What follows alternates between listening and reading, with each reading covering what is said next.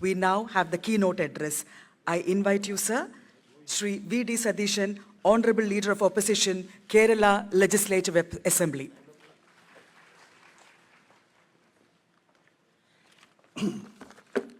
Honorable Chief Minister, Honorable Ministers, and distinguished guests on and off the dais, and my dear friends, I won't take much time.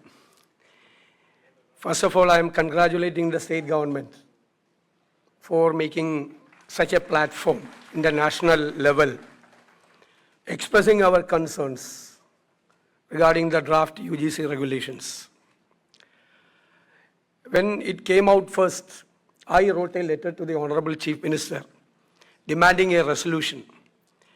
Our Legislative Assembly adopted a resolution unanimously expressing our concerns over the draft regulation of UGC 2025.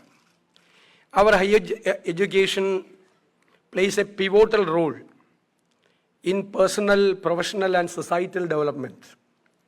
Higher education should be free, decentralized, and democratic to the core.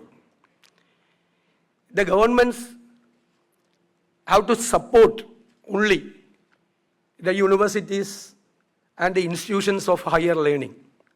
Let the academic community run the institutions. Now we are witnessing a knowledge explosion. While we are sitting here, by spending millions of dollars on various subjects, researches are going on across the world in different universities and institutions. Every minute, new informations, new inventions, new findings, new knowledge are coming up. While a student is studying in engineering college, when he comes out, that knowledge is become outdated. So the challenge before the higher education is to update the knowledge. Update the knowledge. Everything has changed. The entire world order has been changing. The artificial intelligence, the internet things, blockchain, cloud financing, cloud marketing, and various things are happening. The technological revolution, techno-feudalism happening across the world. So we need to have our concentration on the higher education. The UGC can issue guidelines not to turn the systems upside down. They can issue the guidelines within the framework of the Constitution. Constitution is very ultimate. Now I am of the opinion that the higher education system is at crossroads. So one of the most contentious aspects of the draft regulation is the revised process for appointing vice chancellors.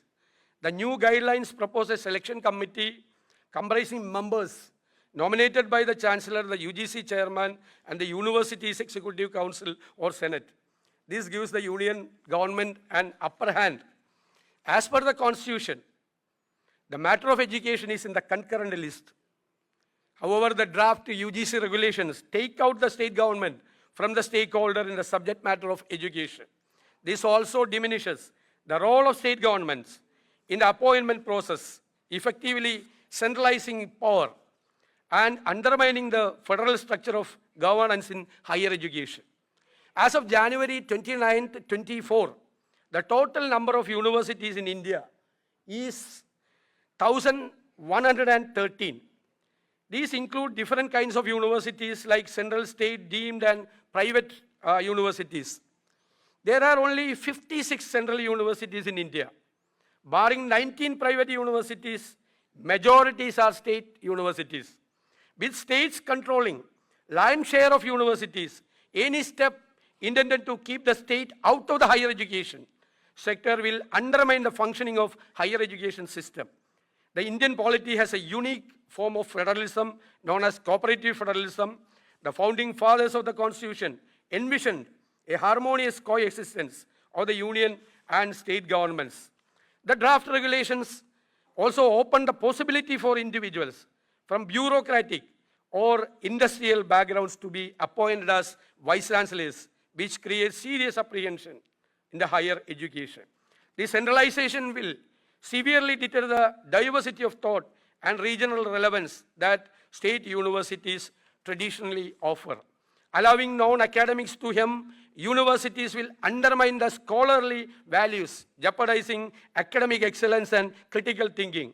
The provision in the draft that the non-compliance with the UGC mandates, and the Deputy CM spoke about the penal provisions, UGC mandates could result in higher education institutions being barred from essential funding schemes or even derecognized, is a measure to arm twist the state, which will not be allowed at any cost. Such punitive measures are unheard of and are tacit steps to inject ideologies of ruling parties.